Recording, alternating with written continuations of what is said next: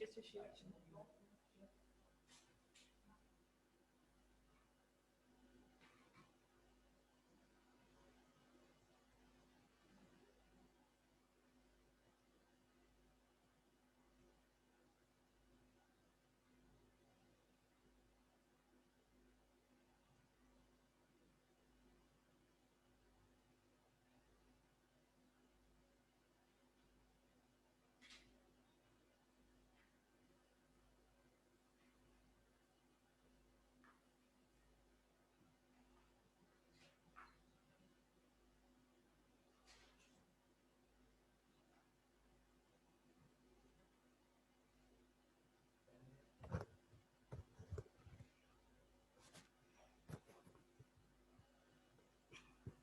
हाँ जी स्टूडेंट्स, अस्सलाम वालेकुम बेटा, कैसे हो आप सब लोग? ठीक हो? कंफर्मेशन दीजिएगा। चल, बहुत शुक्रिया बेटा। अच्छा बेटे, हमारा प्रोसेस कॉस्टिंग का चैप्टर वाइंड अप हुआ अल्हम्दुलिल्लाह। अब हम स्टार्ट करेंगे एक और बहुत ही इंपॉर्टेंट टॉपिक, बजटिंग।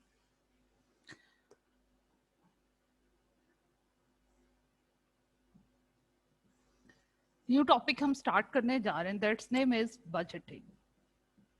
बजटिंग बेटा एक ऐसा प्रोसेस है जिसकी हेल्प से हम बजट्स बनाते हैं। बजट्स हैं क्या? बजट्स बेसिकली आपके शॉर्ट टर्म फाइनेंशियल प्लान्स हैं।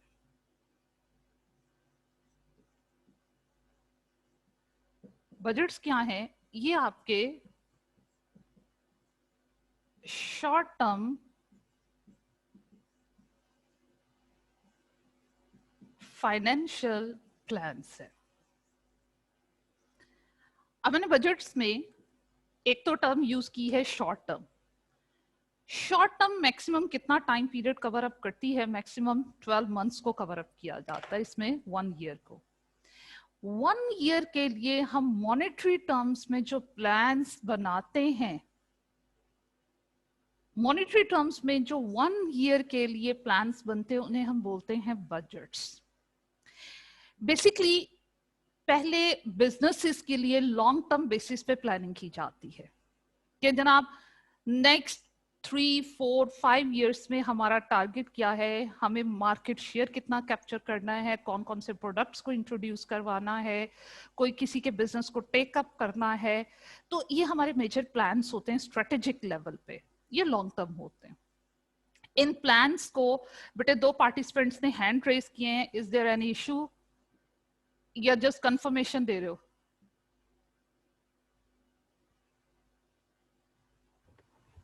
अस्सलाम वालेकुम मैम, मैं जस्ट कंफर्मेशन दे रहे थे। चलो सॉरी, वो लोअर हैंड करने का याद नहीं था। कोई बात नहीं बेटे, कोई बात नहीं।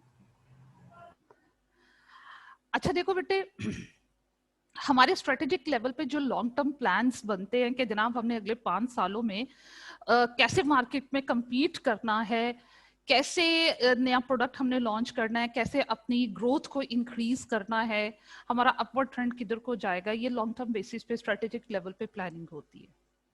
अब स्ट्रेटेजिक लेवल पे जो लॉन्ग टर्म बेसिस पे प्लानिंग हो जाती है, उन प्लान्स को हमने कैसे अचीव करना है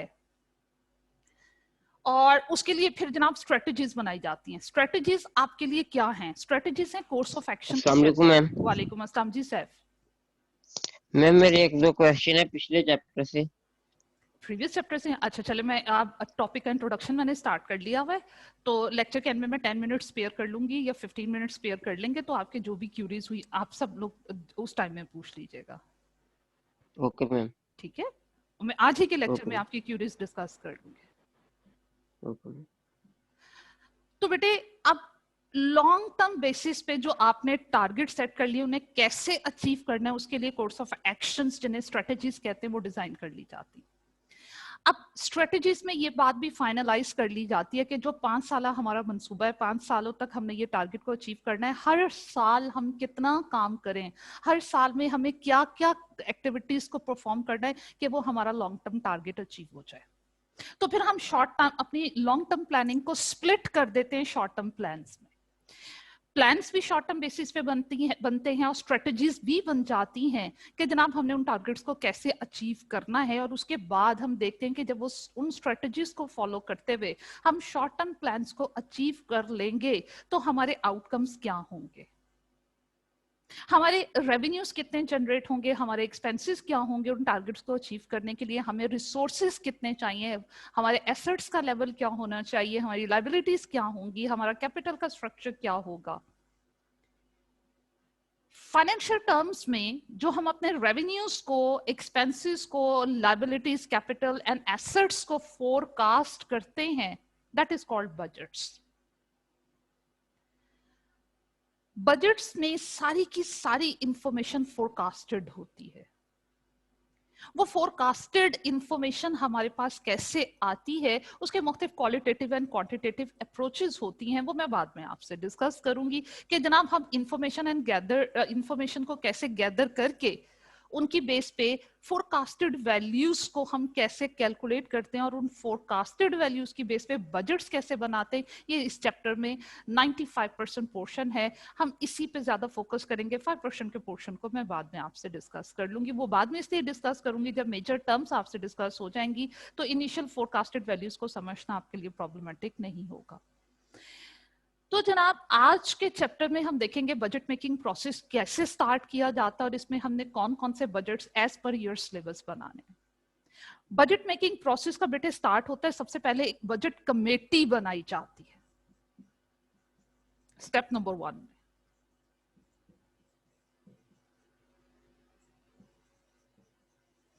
बजट कमेटी बेसिकली एक छोटी सी ऑर्गेनाइजेशन या ग्रुप होता है जिसमें हर डिपार्टमेंट के जो मैनेजर हैं एज रिप्रेजेंटेटिव पार्टिसिपेट करते हैं।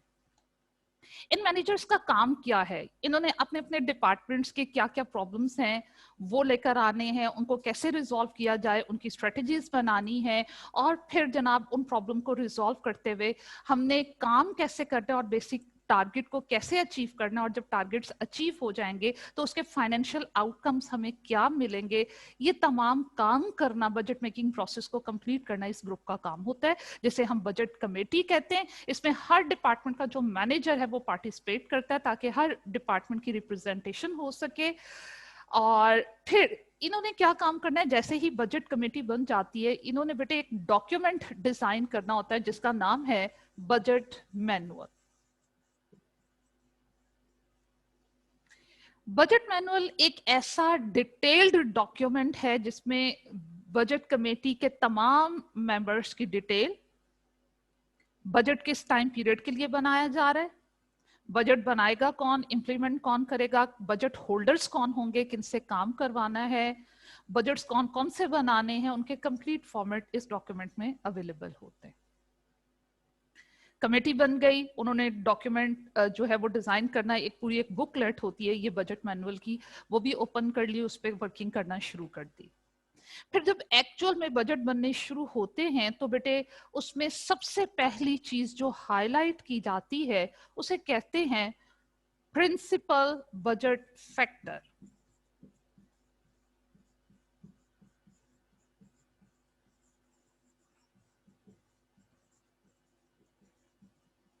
प्रिंसिपल बजट फैक्टर या की बजट फैक्टर या फिर उसे लिमिटिंग फैक्टर भी बोला करते हैं।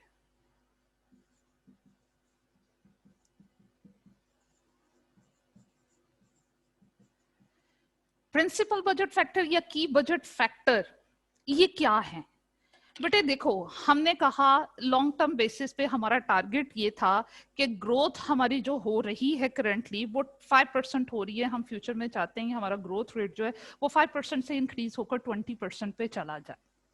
अब 20% ग्रोथ रेट की तरफ जाने के लिए मुझे ज्यादा यूनिट प्रोड्यूस एंड सेल करने हैं, और क्या उतने यूनिट प्रोड्यूस एंड सेल करने के लिए मेरे पास तमाम रिसोर्सेज 100% अवेलेबल हैं या नहीं है?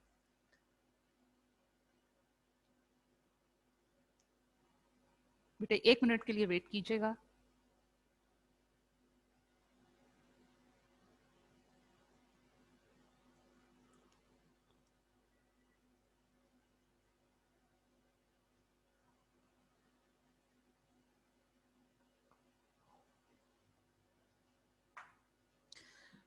जी बेटे, तो टारगेट्स को अचीव करने के लिए हमें डिफरेंट रिसोर्सेज चाहिए। हमें मटेरियल रिक्वायर्ड है, स्किल्ड वर्कर्स रिक्वायर्ड हैं, हमें टेक्नोलॉजिकली अपडेट होना है, हमारे पास प्रॉपर मार्केट शेयर होना चाहिए, कंपेटिटर को कम्पीट करने के लिए हमें क्या स्ट्रेटजीज बनाई है, ये सारी सब चीजें हमें रिक्वायर है। अब अगर इनमें से किसी एक चीज की भी शॉर्टेज होगी तो हम अपने टारगेट को अचीव नहीं कर पाएंगे।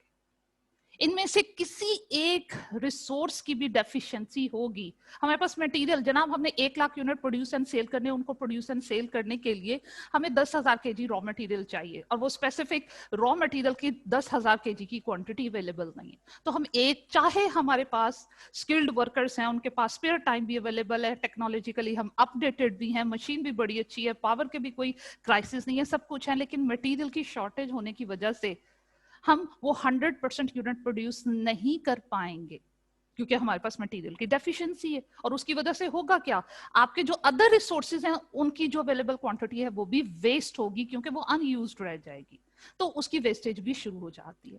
तो जनाब आपने टारगेट्स को अचीव करने में जिन जिन रिसोर्सेज की डेफिशिएंसी आ रही है उन फैक्टर्स को आइडेंटिफाई करना है। उन फैक्टर्स को हम बोलते हैं लिमिटिंग फैक्टर। क्यों बोलते हैं? जो आपके बिजनेस की एक्टिविटीज को लिमिटाइज कर देते हैं, क्योंकि ये कम क्वांटिटी में अवेलेबल होते हैं। और किसी एक लिमिटिंग फैक्टर की वजह से होता क्या है कि बेटे आपके अदर रिसोर्सेज अनयूज्ड रहने की वजह से वेस्ट होना शुरू हो जाते हैं। तो आपने प्रॉपर बजट बनाने से पहले, प्रॉपर प्लानिंग करने से पहले, प्रॉपर स्ट्रेटेजीज बनाने से पहले आपने उस प्रिंसिपल बजट फैक्टर को जो कि आपके टारगेट्स को अचीव करने में हर्डल क्रिएट कर रहा है, आपने उसे लोकेट करना है, उसे आइडेंटिफाई करना है। और उस फैक्टर जो कम क्वांटिटी में अवेलेबल होता है, जैसे हम स्कार्स रिसोर्स भी बोलते हैं, लिमिटिंग फैक्टर भी बोलते हैं, प्रिंसिपल की बजट फैक्टर भी बोलते हैं, आपने उसको आइडेंटिफाई करना है और उसको रिजॉल्व करना है। जब तक वो रिजॉल्व नहीं होगा, जो डेफिशिएंसी है, पॉसिबल है आपके पास मटेरियल 100% अवेलेबल हो, लेकिन आपने जो बनाना है, आपके वर्कर ही इतने ट्रेंड नहीं है कि वो काम कर सकें, तो आपको क्या करना है जनाब? उनकी ट्रेनिंग करनी है, उनकी एफिशिएंसी लेवल को बढ़ाना है।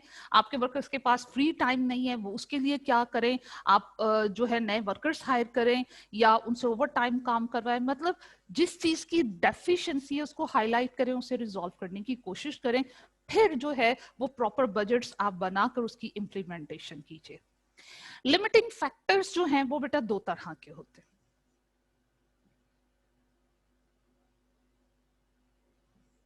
इंटरनल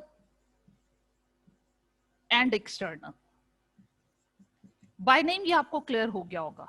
विद इन ऑर्गेनाइजेशन अगर किसी चीज की डेफिशिएंसी है, किसी रिसोर्स की डेफिशिएंसी है, वो इंटरनल है, और आउटसाइड द ऑर्गेनाइजेशन अगर कुछ अवेलेबल नहीं है, वो एक्सटर्नल है। चले इसको फर्दर क्लैरिफाई करने के लिए वही मटेरियल की एग्जांपल लेते हैं। फर्स्ट कीजिए, जो खास तरह का रॉ मटेरियल आपको प्रोडक्शन प्रोसेस के लिए चाहिए, वो आपके पास कंपनी में, फैक्ट्री में अवेलेबल नहीं है, वो इंटरनल शॉर्टेज है।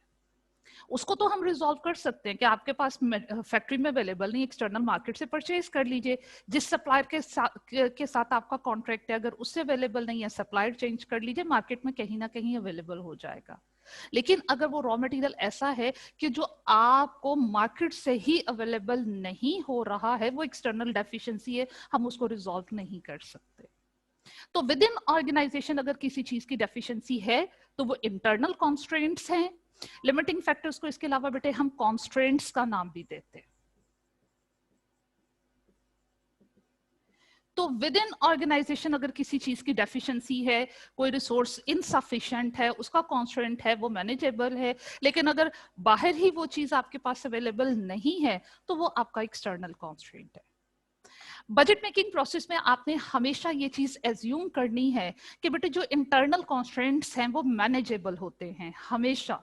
अगर आपके पास कैपिटल रैशनिंग नहीं है, कैपिटल रैशनिंग क्या होती है? शॉर्टेज ऑफ फंड्स, कि पैसा अगर नहीं है फिर तो खैर मुमकिन ही नहीं है, लेकिन हमने यहाँ पे एज्यूम करना है कि पैसा है, खुद का नहीं है, हम बोरो कर सकते हैं, पैसे हैं, तो इसका मतलब है कि इंटरनल डेफिशिएंसी जो है वो कॉन्स्ट्रेंट्स की रिजॉल्व हो सकती है, ये आपने एज्यूम करना है। एक्सटर्नल कॉन्स्ट्रेंट्स की तरफ चलें तो वो हमारे लिए कंट्रोलेबल नहीं होते। और आज के ईरा में सबसे बड़ा प्रॉब्लम जिस कॉन्स्ट्रेंट को आप एक्सटर्नल मार्केट में फेस करते हो, वो स्टिफ कंपटीशन के होने की वजह से आप का आपके प्रोडक्ट की डिमांड पे अब इख्तियार नहीं रहा।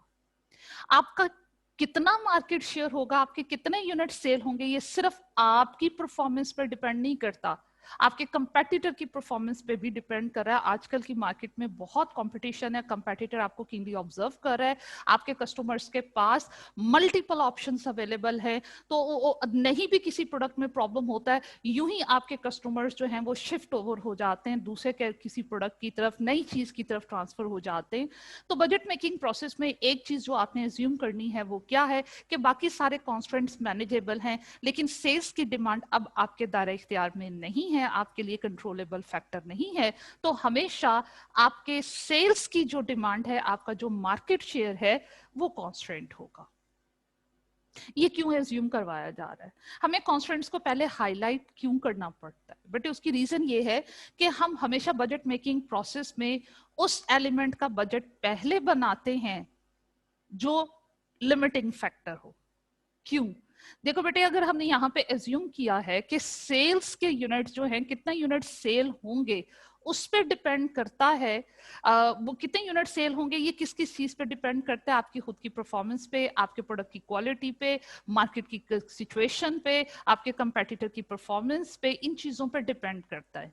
खैर, आपने मार्केट एनालिसिस किया और एस्टिमेट लगा लिया कि जनाब हमारे यूनिट, इतने यूनिट जो हैं वो सेल हो सकते हैं।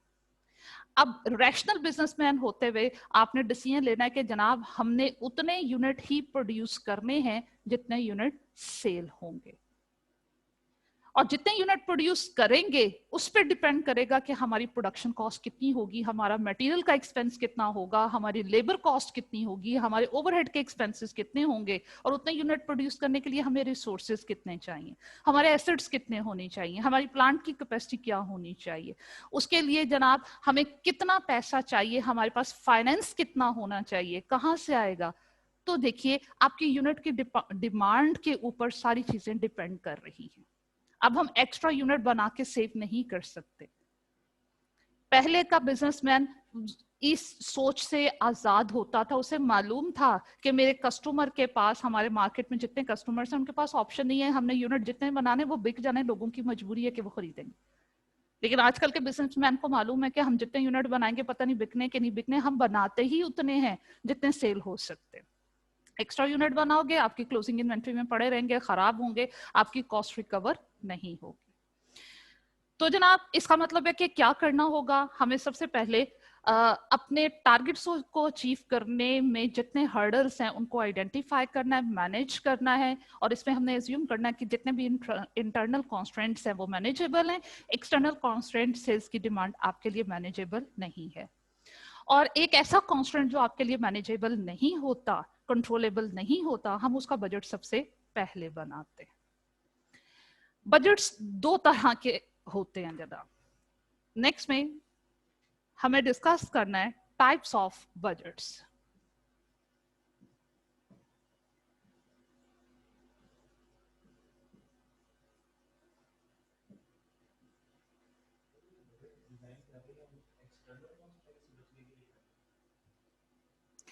कॉन्स्टेंट से बचने की हम पूरी कोशिश करते हैं,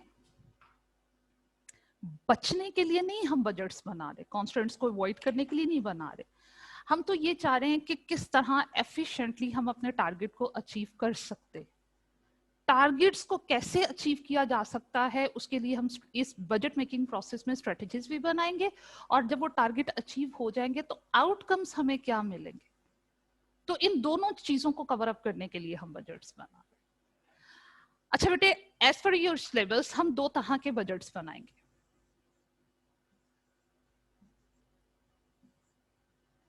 फंक्शनल बजट्स बनते हैं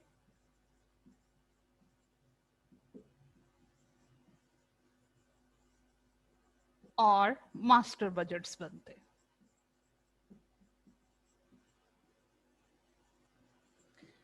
जो एलिमेंट वाइज हम डिपार्टमेंट वाइज बजट्स बनाते हैं, एलिमेंट वाइज और डिपार्टमेंट वाइज जो बजट्स बनते हैं उन्हें हम बोलते हैं फंक्शनल बजट्स, और ओवरऑल जो आपकी स्टेटमेंट्स बनती हैं उन्हें हम बोलते हैं मास्टर बजट्स। कौन कौन से फंक्शन बजट्स और कौन कौन से मास्टर बजट्स हमें कवर अप करने हैं वो लिस्ट में आपके सामने यहाँ दिख रही हूँ। फंक्शन बजट्स में हमेशा हम पहले सेल्स का बजट बनाते हैं। इस बजट में हम फोरकास्ट करते हैं कि जनाब कमिंग ईयर में हमारे कितने यूनिट सेल होंगे और हमारा सेल्स रेवेन्यू क्या होगा। उसके बाद यूनिट सोल्ड पे डिपेंड करेगा कि हमने कितने यूनिट प्रोड्यूस करने। उसके फौरन बाद जो बजट बनता है that is called production budget. Unit sold की बेस पे हम अंदाजा लगाएंगे कि जनाब हमें कितने यूनिट प्रोड्यूस करने हैं, तो उसके लिए हमें प्रोडक्शन बजट बनाना होगा। अब प्रोडक्शन बजट पे बेस करेगा आपकी प्रोडक्शन कॉस्ट बेस करेगी।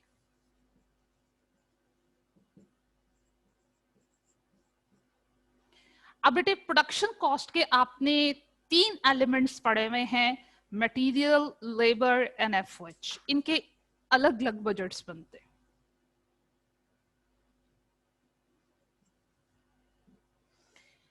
प्रोडक्शन कॉस्ट बजट में सबसे पहले हम बनाते हैं बेटे मटेरियल के बजट्स।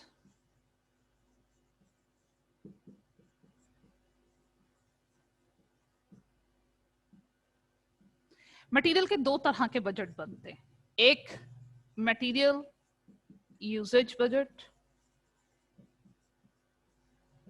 दूसरा मटेरियल परचेज बजट। फिर उसके बाद जनाब मटेरियल बजट के बाद नेक्स्ट में आप बनाओगे लेबर कॉस्ट बजट,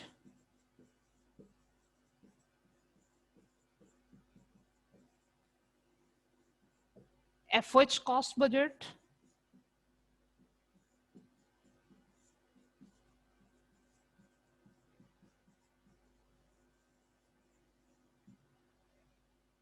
फिर बेटे उसके बाद हम बनाया करते हैं प्रोडक्शन कॉस्ट बजट के साथ साथ नॉन प्रोडक्शन कॉस्ट का भी एस्टिमेशन लगाया जाता है। नॉन प्रोडक्शन कॉस्ट के बजट्स भी बनते हैं।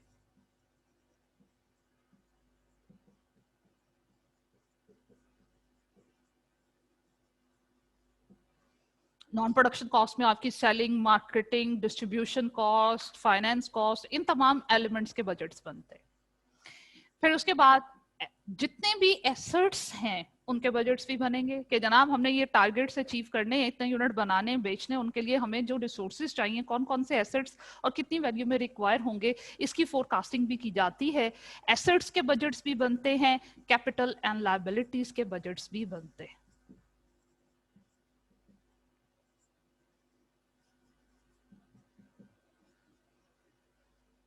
ये है जनाब आपके सामने फंक्शनल बजट्स की लिस्ट।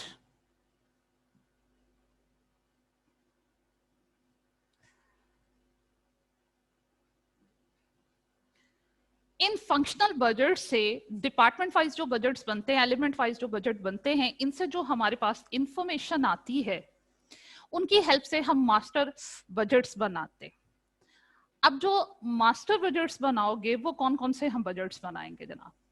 एक आपकी बजटेड इनकम स्टेटमेंट हुआ करती है, आपके पास बजटेड बैलेंस शीट बनेगी, आपके पास थर्ड में जो मास्टर बजट है इन योर सिलेबस वो है कैश बजट। मास्टर जितने भी तीनों आप बजट्स बनाओगे उनकी सारी की सारी इंफॉर्मेशन आपके पास आती है from functional budgets. Functional budgets के सारे आउटकम्स जो हैं वो मास्टर बजट्स में ट्रांसफर हो जाते हैं। वो आपके सिलेबस में सबसे ज्यादा जिस बजट पे फोकस करता है वो budgeted income statement and cash budget है। लेकिन अब इनसे जो इंफॉर्मेशन हमें मिलती है वो फंक्शनल बजट से मिलती है, तो जब तक हम उनसे गो थ्रू नहीं होंगे हम मास्टर बजट्स नहीं बना सकेंगे।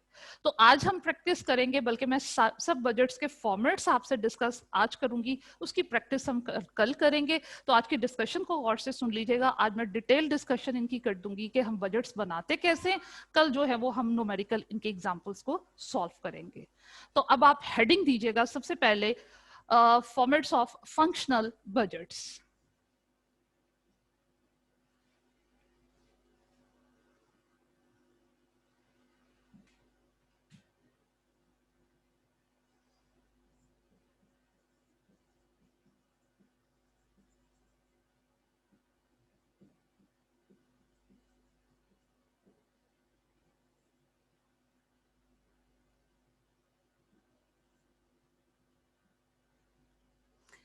जी बेटे, फंक्शनल बजट में सबसे पहले हमने बात की सेल्स बजट। हम सिलेबस के अकॉर्डिंगली बात करें, वैसे तो ये बजट बनाने के लिए प्रैक्टिकली बहुत डिटेल्ड वर्किंग करना पड़ती है आपके सेल्स एंड मार्केटिंग डिपार्टमेंट को। कंप्लीट जाके मार्केट को रिसर्च करना पड़ता है, कस्टमर से बात करना पड़ती है, क्वेश्चनर फिल करवाते हो, बड़े सारे काम करते हो, तो आपको अंदाजा होता है कि जनाब आप वो अंदाजा लगा पाते हो कि आने वाले साल में आप अपने प्रोडक्ट के कितने यूनिट सेल कर पाओगे। आपने हर एरिया में अपने सेल्स डिस्ट्रीब्यूटर्स छोड़े हुए होते हैं, आपके सेल्स रिप्रेजेंटेटिव होते हैं, वो अपने अपने एरिया में जाके इंफॉर्मेशन डाटा गैदर करते हैं, आके अपने डिस्ट्रीब्यूटर्स को बताते हैं, वो सेल्स मैनेजर के पास इंफॉर्मेशन आती है, सेल्स मैनेजर्स फिर एक्सपर्ट लोगों के साथ मिलकर बैठते हैं, अपने प्रोडक्ट की क्वालिटी को देखते हैं, कंपेटिटर क्या कर रहा है उसको ऑब्जर्व करते हैं, फिर जाके कहीं वो ये इस फोरकास्टिंग की तरफ पहुंच पाते हैं कि जनाब आने वाले साल में हम कितने यूनिट सेल कर पाएंगे। लेकिन आपके सिलेबस में वो सारी थ्योरी इंक्लूड नहीं है, आपको जस्ट वैल्यूज बतानी है। और ये सेल्स बजट बनाना सबसे आसान होता है। यूनिट्स कितने सेल होंगे वो क्वेश्चन में बताएगा, estimated units to be sold भी बताया जाएगा और सेल प्राइस भी बताई जाएगी। आपने इस बजट में बेसिकली सेल्स रेवेन्यू कैलकुलेट करना है, और वो हम हमेशा कैसे कैलकुलेट कर पाते हैं, यूनिट्स टू बी सोल्ड को आप गिवन सेल प्राइस से मल्टीप्लाई कर दोगे, आपके पास एक्सपेक्टेड सेल्स रेवेन्यू आ जाएगा, वही जो है वो बेटे आपके सेल्स बजट का आउटकम है। हाँ जी बेटा, नोटिफिकेशन किसने दिया था, मैं पढ़ नहीं पाई नाम।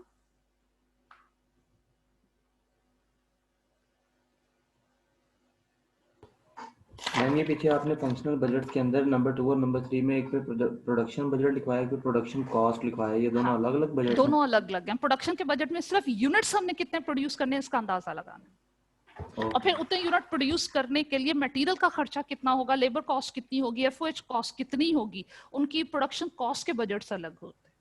यही चीजें मैंने यहाँ पे डिटेल में डिस्कस करी। ठीक है, ओके मैम। जी बेटे, सेल्स बजट में हम अपने सिलेबस के पॉइंट ऑफ व्यू से बात करें तो ये बजट बनाना सबसे ज्यादा आसान है। यूनिट कितने बिकने हैं वो क्वेश्चन में गिवन होंगे, सेल प्राइस गिवन होगी, तो बताइए सेल्स रेवेन्यू कैसे कैलकुलेट कर लोगे, आप मल्टीप्लाई कर दोगे। तो सेल्स बजट में सिंपल आपको क्या करना है, सेल्स रेवेन्यू जो है वो कैलकुलेट करना है, जो कि कैसे आएगा, units to be sold question में गिवन होंगे और सेल प्राइस भी गिवन होगी, मल्टीप्लाई करोगे आपके पास सेल्स रेवेन्यू आ जाएगा। लीजिए आपने सेल्स बजट बना लिया। नेक्स्ट में है हमारे पास प्रोडक्शन बजट। अब प्रोडक्शन बजट कैसे कैलकुलेट, इसका फॉर्मेट क्या होगा,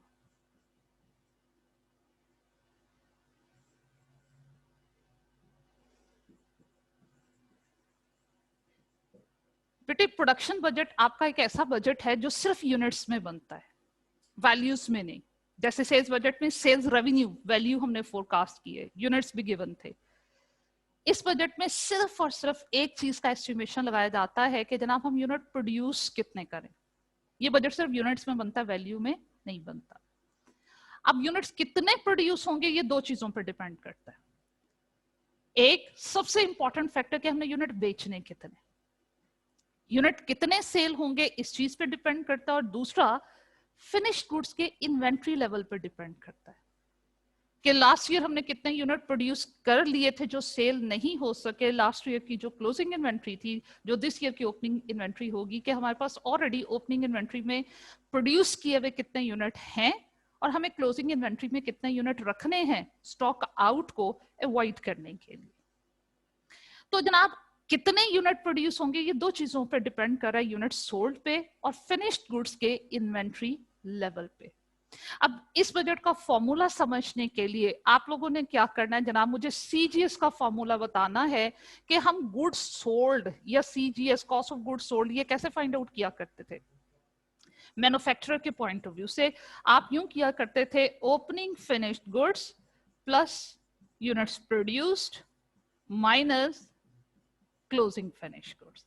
अब देखो बेटे, आपने इनकम स्टेटमेंट में इस इक्वेशन को वैल्यूज में लिखा करते थे, कॉस्ट ऑफ गुड्स सोल्ड।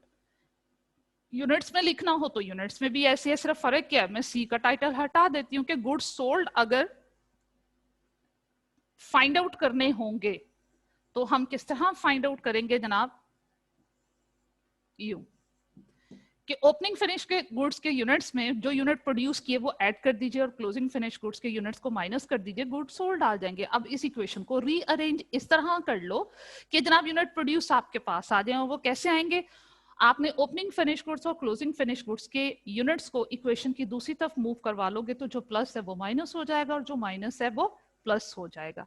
इसका मतलब है कि जनाब अगर हम ये काम करें, गुड्स सोल्ड में माइनस कर दें ओपनिंग फिनिश्ड गुड्स को और ऐड कर दें क्लोजिंग फिनिश्ड गुड्स को, तो हमारे पास क्या आ जाएंगे? Units to be produced.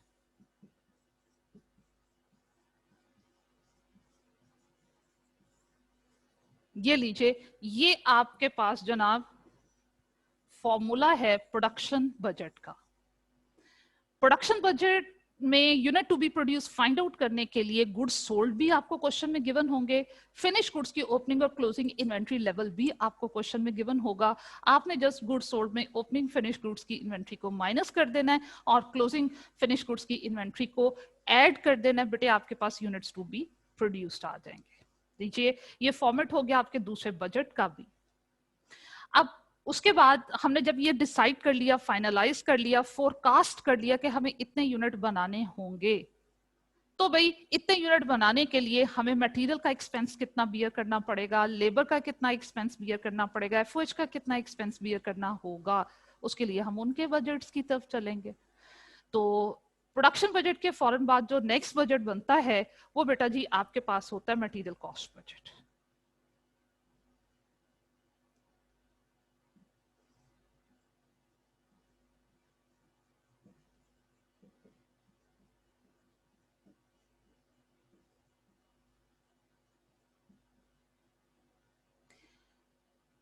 Material cost budget बनाने के लिए आपको 2 स्टेप से गो थ्रू होना है। इसके 2 तरह के बजट बनते हैं। एक बजट का मैंने नाम लिखा था मटेरियल यूजेज बजट और दूसरा मटेरियल परचेज बजट। इसका जो पहला बजट है जिसका नाम है material usage budget,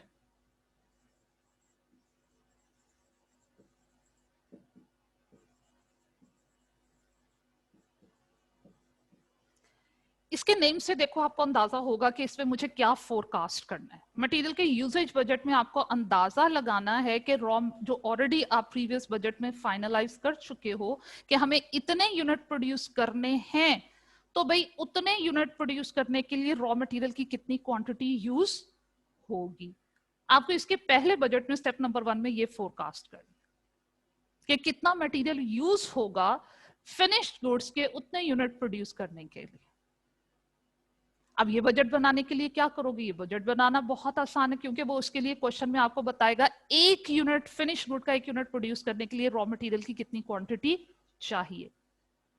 kgs per unit आपको क्वेश्चन में गिवन होंगे, तो भाई एक यूनिट बनाने के लिए रॉ मटेरियल की कितनी क्वांटिटी चाहिए ये क्वेश्चन में गिवन होगा। तो टोटल क्वांटिटी कैसे फाइंड आउट करोगे? यूनिट प्रोड्यूस से मल्टीप्लाई कर दोगे। लीजिए आपने ये बजट भी बना लिया। तो इस बजट के लिए क्या करोगे? वो क्वेश्चन में आपको ये इंफॉर्मेशन देगा यूसेज पर यूनिट कि एक यूनिट बनाने के लिए, फिनिश गुड का एक यूनिट बनाने के लिए आपको रॉ मटेरियल की कितनी क्वांटिटी चाहिए। मोस्टली वो क्वांटिटी केजीज में देता है, तो कभी केजीज में, कभी लीटर्स में, कभी मीटर्स में, कभी फीट में। तो मटेरियल की क्वांटिटी का मेजरिंग यूनिट जो भी गिवन होगा, फिनिश गुड का एक यूनिट प्रोड्यूस करने के लिए रॉ मटेरियल की कितनी क्वांटिटी चाहिए वो क्वेश्चन में बताएगा। आपको इस बजट में टोटल क्वांटिटी कैलकुलेट करनी है और टोटल कैसे आता है? यूनिट्स टू बी प्रोड्यूस से मल्टीप्लाई कर दो।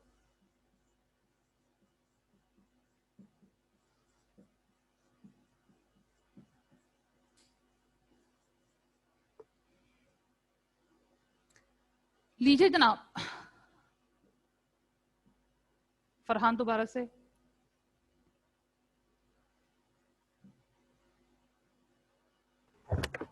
मैम यहाँ पे मटेरियल यूजेज बजट है। हम मतलब अभी पीछे प्रोसेस कॉस्टिंग में पढ़ के आए हैं कि मटेरियल जितना हम लेते हैं यूजेज के लिए वो सारा प्रोडक्शन का पार्ट नहीं बनता, कुछ लॉस के हिस्से भी चढ़ जाता है। ठीक है, तो यहाँ पे आपने जब भी आपने यूजेज जो आपको पर यूनिट गिवन होगी ना, ये वो क्वांटिटी गिवन होगी जो आउटपुट का पार्ट बनेगी। आपने इसकी हेल्प से पहले वो यूज क्वांटिटी फाइंड आउट कर लेनी और फिर उसमें लॉस जो है वो एडजस्ट कर लेना। लेकिन वो छोटी छोटी Okay. बातें मैं क्वेश्चन के साथ साथ आपको बताऊंगी। अभी से वो छोटी छोटी बातों की एडजस्टमेंट करवाई तो मेन पॉइंट जो है ना वो आप उसको एब्जॉर्ब नहीं कर पाओगे। मेन चीज को Okay. एब्जॉर्ब कर लोगे, क्वेश्चन में छोटे छोटे पॉइंट्स फरहान आते चले जाएंगे, वो मैं ऐड करती चली जाऊंगी। ठीक है बेटे? जी। ओके। तो जनाब मटेरियल का यूसेज बजट आपने बना लिया, आपने अंदाजा लगा लिया कि रॉ मटेरियल की कितनी क्वांटिटी इतने फिनिश गुड्स के यूनिट को प्रोड्यूस करने के लिए यूज होगी। उसके बाद आपने इसका दूसरा बजट बनाना है मटेरियल, शाबाश, मटेरियल परचेज बजट। अब देखो इसमें आपको अंदाजा हो गया होगा कि इसमें मुझे क्या फोरकास्ट करना है, कितना रॉ मटेरियल मुझे परचेज करना है। फिनिश गुड्स के कितने यूनिट प्रोड्यूस करने, ये दो बातों पे डिपेंड कर रहा था। एक तो फिनिश गुड्स की कितनी क्वांटिटी सेल होनी है, दूसरा फिनिश गुड्स के इन्वेंट्री लेवल पे। इसी तरह बेटे रॉ मटेरियल की कितनी क्वांटिटी आपने परचेज करनी है, ये दो बातों पे डिपेंड कर रहा है। एक, रॉ मटेरियल की कितनी क्वांटिटी यूज होनी है, जिसका अंदाजा आप प्रीवियस बजट में लगा चुके होंगे।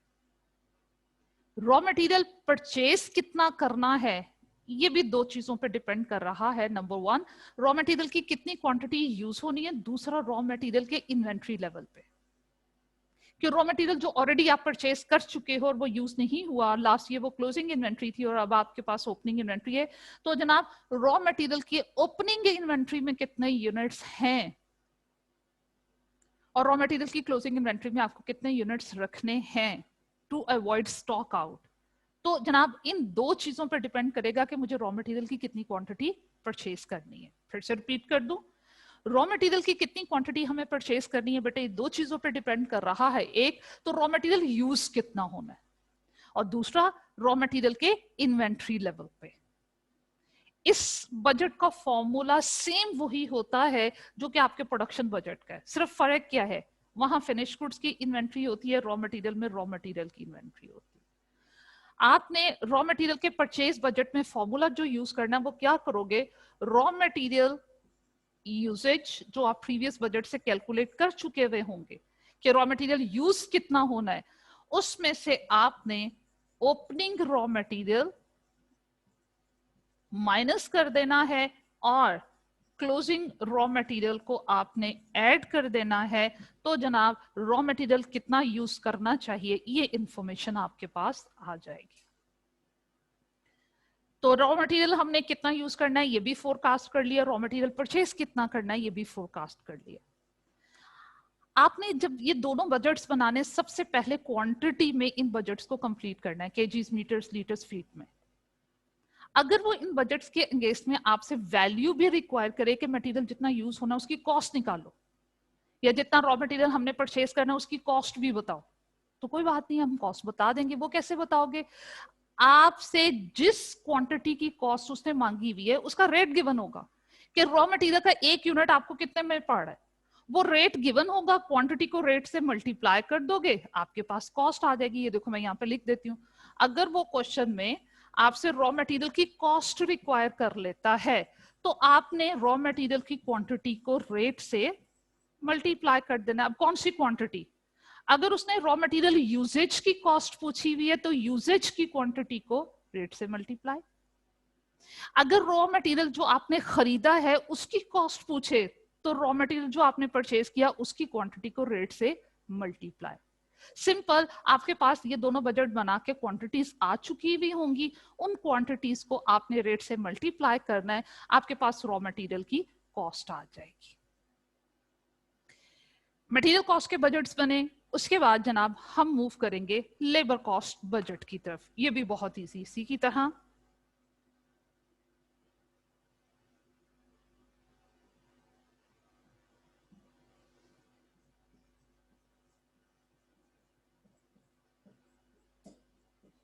ये बल्कि मटेरियल बजट से भी ज्यादा इजी है।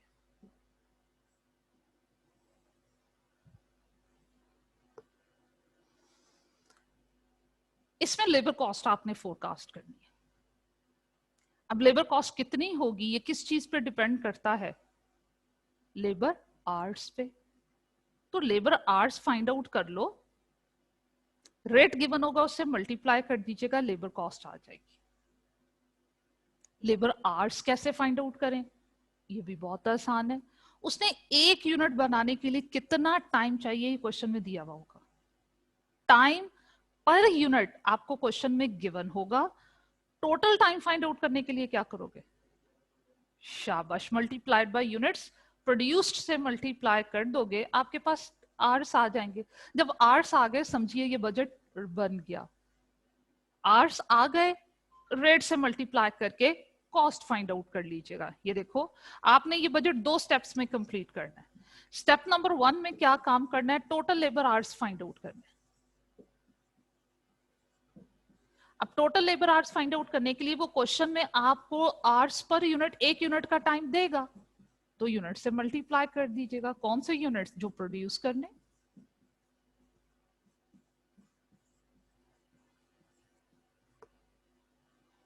यूनिट्स टू बी प्रोड्यूस से मल्टीप्लाई करोगे, 1 यूनिट का टाइम गिवन होगा, लीजिए आपके पास टोटल लेबर आवर्स आ गए। अब जब लेबर आवर्स आ गए तो आपने स्टेप नंबर 2 में लेबर कॉस्ट निकाल लेनी। अब लेबर कॉस्ट कैसे फाइंड आउट करोगे, हाँ जी, जो आपके टोटल आवर्स आ चुके हैं आप उन्हें रेट से मल्टीप्लाई कर दीजिएगा, जो कि आपको 1 घंटे का रेट क्वेश्चन में गिवन होगा, उससे मल्टीप्लाई कर दीजिएगा। लीजिए लेबर कॉस्ट आ गई, आपका ये बजट भी रेडी है। उसके बाद एफओएच बजट्स। एफओएच बजट्स बनाना सेल्स बजट की तरह सबसे ज्यादा आसान। क्यों, एफओएच कॉस्ट कितनी इंकर्ड होगी ये भी लेबर आवर्स पे डिपेंडेंट है, और लेबर आवर्स आप ऑलरेडी कैलकुलेट कर चुके हुए होंगे लेबर बजट में। जो आपने लेबर के आवर्स कैलकुलेट कर लिए हुए उन्हें एफओएच के रेट से मल्टीप्लाई कर दीजिएगा। जब लेबर कॉस्ट का अंदाजा लगाना है तो जो रेट लेना है वो लेबर कॉस्ट का रेट लेना है।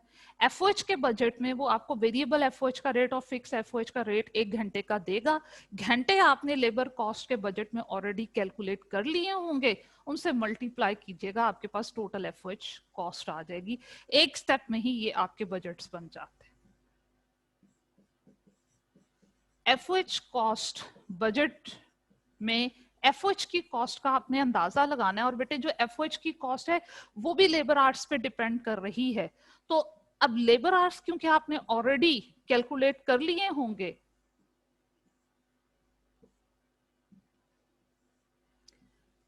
लेबर आवर्स आपने ऑलरेडी कैलकुलेट कर लिए होंगे, जस्ट उन्हें रेट से मल्टीप्लाई कर दीजिएगा, आपके पास कॉस्ट आ जाएगी। जब variable FOH cost find out करनी है तो वेरिएबल एफओएच के रेट से मल्टीप्लाई कर दीजिएगा। जब फिक्स एफओएच की कॉस्ट का अंदाजा लगाना है तो आप फिक्स एफओएच की रेट से मल्टीप्लाई कर दोगे, आपके पास एफओएच कॉस्ट आ जाएगी। नॉन प्रोडक्शन कॉस्ट के बजट बनाने को वो कहता ही नहीं है। नॉन प्रोडक्शन कॉस्ट क्वेश्चन में फोरकास्टेड वैल्यू गिवन होती है, आपने जस्ट उसे क्वेश्चन से उठाना है और जनाब बजट का टाइटल लिख कर नीचे वो वैल्यू लिख देनी है, बस, उसमें हमें कुछ नहीं करना होता। तो लीजिए ये आपके सामने सारे के सारे फंक्शनल बजट्स का इंट्रोडक्शन हो गया। इसको जहन में रखिएगा, कल इंशाल्लाह इसकी प्रैक्टिस करेंगे। अब आप आइए जिन स्टूडेंट के प्रीवियस चैप्टर में प्रॉब्लम्स हैं वो डिस्कस कर लीजिएगा।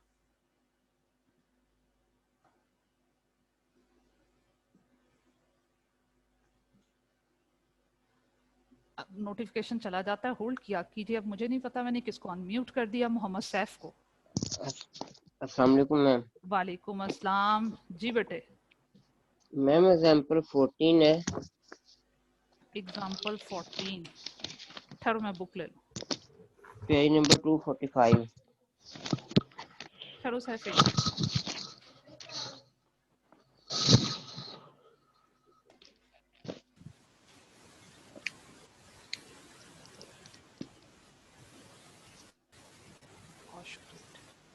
हाँ जी बताइए बेटे, एग्जांपल नंबर 14 में क्या इशू है?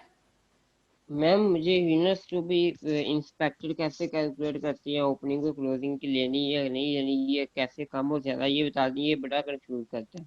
ये बहुत कंफ्यूज करता, चलें अभी हम डिस्कस कर लेते हैं। इसमें देखो बेटे क्या है, इंस्पेक्शन कब हो रही है, कितनी परसेंटेज पे? 50% पे हो रही है। Yes ma'am. आपने सबसे पहला काम पता है क्या करना है, टोटल इनपुट के यूनिट्स कैलकुलेट कर लो। इस क्वेश्चन में टोटल इनपुट के यूनिट्स कितने हैं, आप प्रोसेस एक को सॉल्व कर लो। 25,000। हाँ 25,000 है, चलो लिखो, लिख लिए 25,000, मैंने भी लिख लिए। जी मैम। अब ओपनिंग क्लोजिंग इन्वेंट्री को देखना है, उनकी डिग्री ऑफ कंप्लीशन को देखना है। ओपनिंग इन्वेंट्री के यूनिट्स 5,000 दिए में कितने % कंप्लीट हैं? 40%। 40% कंप्लीट थे इस मंथ यस के मैम। से पहले। अगर वो जी मैम। 40% कंप्लीट थे तो क्या उनकी इंस्पेक्शन हो चुकी होगी? No ma'am.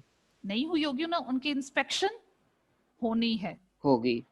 अब होनी है। होगी ना, जिनकी इंस्पेक्शन होनी है वो यूनिट्स आपने माइनस नहीं करने, जिनकी इंस्पेक्शन नहीं होनी वो यूनिट्स माइनस करने। फर्स्ट कीजिए वो ओपनिंग इन्वेंट्री की डिग्री ऑफ कंप्लीशन आपको क्वेश्चन में बताता 70%, कि वो 70% कंप्लीट है, इसका मतलब वो 50% ऑलरेडी कंप्लीट हो चुके थे, उनकी इंस्पेक्शन हो चुकी थी, अब नहीं करनी। तो मैंने क्या करना था, 25,000 में से ओपनिंग इन्वेंट्री के यूनिट को माइनस कर देना था। लेकिन वो यस मैम। यूनिट्स अभी 50% स्टेज पे पहुंचे ही नहीं थे, उनकी इंस्पेक्शन नहीं हुई थी, अब होनी है। जिनकी इंस्पेक्शन अब होनी है इस मंथ में, उनको माइनस नहीं करना। अब इसी तरह क्लोजिंग WIP की तरफ देखो, उनकी डिग्री ऑफ कंप्लीशन उसने क्वेश्चन में बताई हुई 60%। Yes ma'am. इस मंथ में वो 60% पे पहुंचे, इसका मतलब इस मंथ में वो 50% स्टेज को क्रॉस किया होगा, उनकी इंस्पेक्शन हुई होगी, तो उनको भी हो माइनस चुकी नहीं होगी। करना। हाँ हो चुकी होगी, मतलब क्लोजिंग इन्वेंट्री के वो यूनिट्स होते हैं ना बेटे, जिन पे हमने काम दिस मंथ करना शुरू किया, वो इस महीने में यस। 0% से 60% पे पहुंचे, तो उनकी यस इंस्पेक्शन मैम। हुई होगी दिस मंथ। जिनकी दिस मंथ होनी है, मतलब हो चुकी होगी, उनको माइनस नहीं करते। तो इस क्वेश्चन में सारे के सारे इनपुट जो 25,000 यूनिट है उनकी इंस्पेक्शन होनी है, और कितने वो कहता है उस इंस्पेक्शन जब होगी तो उसका 5%, तो 25,000 का 5% लोगे, आपके पास नॉर्मल लॉस आएगा। और मैम इसमें अब नॉर्मल गेन भी, अब नॉर्मल गेन की उसने डिग्री ऑफ कंप्लीशन दी नहीं हुई, तो वो नॉर्मल गेन हम क्यों लेंगे? इक्विवेलेंट नहीं यूनिट बेटे, में नॉर्मल गेन जो लेंगे? इंस्पेक्शन स्टेज होती है ना सर बेटे, जो इंस्पेक्शन स्टेज होती है वही अब नॉर्मल लॉस के यूनिट्स की होती है, वही अब नॉर्मल गेन के यूनिट की होती है। मैम अब नॉर्मल गेन को इक्विवेलेंट यूनिट्स में लेंगे? बिल्कुल, जैसे अब नॉर्मल लॉस को लेते हैं वैसे ही नॉर्मल गेन को भी लेते हैं, सिर्फ फर्क है अब नॉर्मल लॉस के यूनिट को माइनस करते हैं, अब नॉर्मल गेन के सॉरी, अब नॉर्मल लॉस के यूनिट को इक्विवेलेंट यूनिट में ऐड करते हैं, अब नॉर्मल गेन के यूनिट को माइनस करेंगे। नॉर्मल अब नॉर्मल लॉस जो होता है वो इक्विवेलेंट यूनिट्स में ऐड होता है ना मैम? हाँ बिल्कुल, और अब नॉर्मल गेन के यूनिट को माइनस करेंगे। माइनस करेंगे। और मैम इसकी वो जो है ना वो कॉस्ट पर यूनिट निकालने के लिए इसने नॉर्मल लॉस की स्क्रैप वैल्यू तो माइनस की हुई है, लेकिन यूनिट्स माइनस किए ही नहीं है। बेटे जब हम इसमें क्योंकि ओपनिंग क्लोजिंग WIP के यूनिट्स हैं, तो आपने इक्विवेलेंट यूनिट फाइंड आउट किए होंगे ना। Yes ma'am. तो इक्विवेलेंट यूनिट में आपने नॉर्मल लॉस नहीं लिए ना, नो, नहीं लिए। तो इसका मतलब है वो ऑलरेडी माइनस हो चुके हैं। लेकिन मैम उनकी स्क्रैप वैल्यू तो वो माइनस कर वो रहा है। माइनस नहीं ना, इक्विवेलेंट यूनिट में वैल्यू कंसीडर नहीं ना होती, इक्विवेलेंट यूनिट्स में सिर्फ यूनिट्स की वर्किंग होती है। इक्विवेलेंट यूनिट की डिटेल में नॉर्मल लॉस के यूनिट्स माइनस हो चुके हैं, स्क्रैप वैल्यू माइनस करनी है, वैल्यू में से वैल्यू को माइनस करोगे, कॉस्ट में से माइनस करोगे। और मैम मुझे ये फिर नहीं समझ आई ये दूसरे वाला पॉइंट, ये नॉर्मल गेन इक्विवेलेंट यूनिट्स में क्यों आएगा और कैसे आएगा, और नॉर्मल लॉस की क्या ट्रीटमेंट होगी और नॉर्मल गेन की अच्छा, क्या उसके लिए ट्रीटमेंट फिर होगी, बेटे ये आप बता ये दें काम प्लीज। कीजिएगा, जस्ट आफ्टर दिस लेक्चर आप मेरे से उस पे व्हाट्सएप पे आ जाइएगा, नहीं तो कॉलेज में किसी दिन चक्कर लगा लीजिएगा, मैं आपको ये सारी चीजें डिटेल में करवा दूंगी। Yes ma'am. और मैम एग्जांपल नंबर 15 की यूनिट डिटेल बता दें वो कैसे बनेगी? एग्जाम्पल नंबर 15 की, चलो अभी पढ़ लेते हैं एग्जाम्पल नंबर 15 की।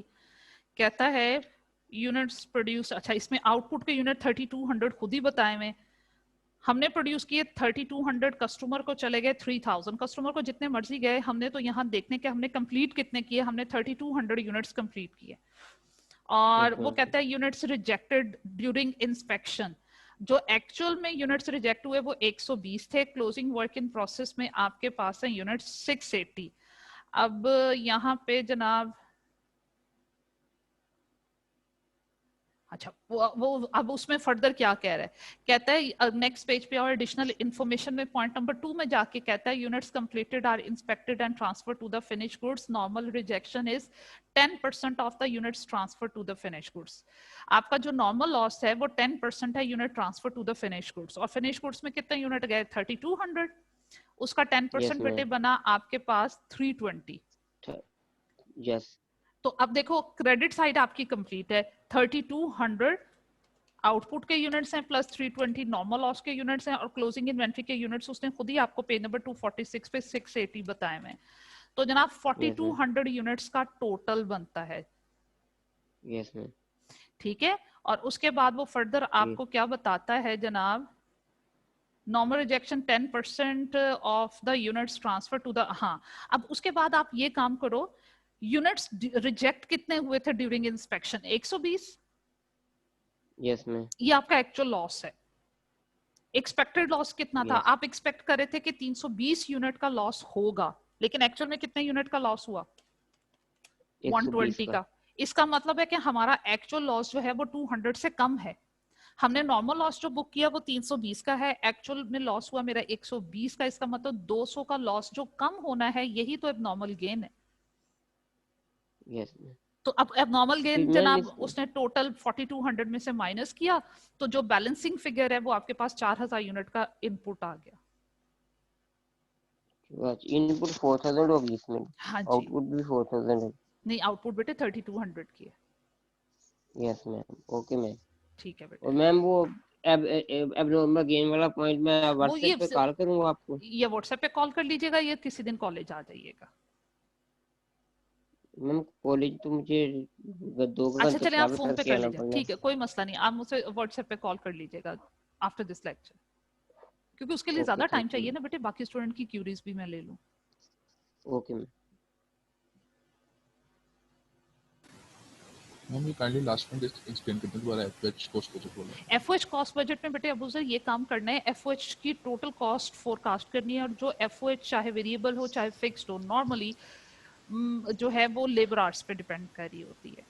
आपने लेबर कॉस्ट बजट बनाकर लेबर आवर्स तो फाइंड आउट कर लिए होंगे, और रेट वेरिएबल एफओएच का रेट और फिक्स एफओएच का रेट पर आर आपको क्वेश्चन में गिवन होगा।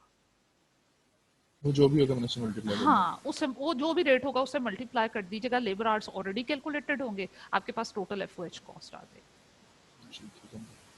और ठीक है, मैम मेरे चैप्टर 8 में से क्वेश्चन है, वो मेरा रजिस्टर दूसरे में पढ़ा, मैं लेके आया, आप किसी और से इसलिए चलन जब तक मैं किसी और स्टूडेंट से पूछ लेती हूँ। हाँ जी, एसन है, एसन दोबारा से नोटिफिकेशन दो, ये एसन ही है।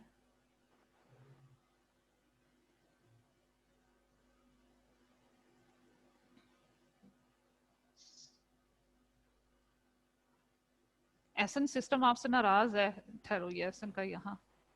अस्सलाम वालेकुम मैम। वालेकुम अस्सलाम। हाँ जी एसन। मैम ये बजट मैनुअल दोबारा एक्सप्लेन कर दें थोड़ा सा। बजट मैनुअल बेटे एक ऐसा डॉक्यूमेंट है जिसमें बजट मेकिंग प्रोसेस को डिटेल में लिखा जाता है। बजट कमेटी की सारी तफसीलात होती हैं और बजट मेकिंग प्रोसेस डिटेल में लिखा जाता है कि हम किस साल का बजट बना रहे हैं और उसमें कौन कौन से फंक्शनल बजट्स बनेंगे, बजट बनाएगा कौन, बजट की इम्प्लीमेंटेशन किस पे होगी। सिंपल इज दैट, पूरा बजट मेकिंग प्रोसेस डिटेल में इस मैनुअल में लिखा गया हुआ होता है, इस बुकलेट में ओके लिखा गया होता है। Okay thank you. You welcome.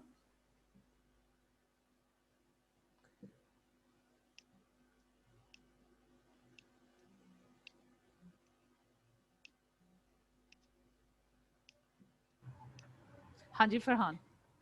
Ma'am जैसे भी सैफ यूसुफ ने पूछा, एग्जांपल नंबर 15 में जब हम यूनिट्स डिटेल बनाएंगे, इसके अंदर टोटल हमारा 4000 दोबारा पूछो।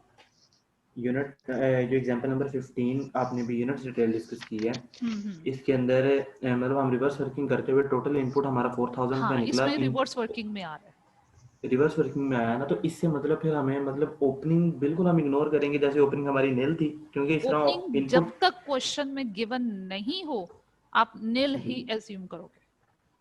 ओके मैम ओके ठीक है, तो बस फरहान यही था। जी मैम थैंक यू।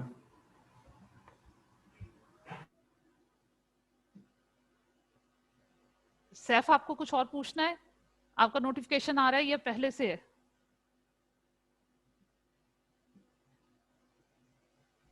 अस्सलाम वालेकुम मैम। वालेकुम अस्सलाम। हाँ जी सैफ। मैम अगर ओपनिंग नेल हो क्लोजिंग दिया हो इक्विवेलेंट यूनिट फिर भी मालूम करेंगे ना? हाँ जी बिल्कुल मालूम, फिर भी मालूम करेंगे। और सम टाइम ओपनिंग क्लोजिंग दोनों ही नहीं गिवन होते, फिर भी मालूम करना पड़ता है। वो किस सिचुएशन में, मैंने क्लास में डिस्कस किया था, मैं दोबारा से रिपीट करती हूँ कि बेटे सम टाइम क्या, बल्कि अब आपने सारी प्रैक्टिस कर ली भी, आपने नोट किया है लॉस ड्यूरिंग प्रोसेस कब आइडेंटिफाई हुआ, ड्यूरिंग प्रोसेस कब आइडेंटिफाई हुआ, अगर ये गिवन होगा तब भी आपको इक्विवेलेंट यूनिट्स फाइंड आउट करने होंगे। Okay ma'am. ठीक है एक्सक्यूज मी मैम, जी बेटा, एक मिनट अबूजर दोबारा से दीजिएगा नोटिफिकेशन। हाँ जी मैम ये अबूजर, पेज नंबर 188 पे, कौन से पेज पे हूँ? 188 188 पे चलते हैं।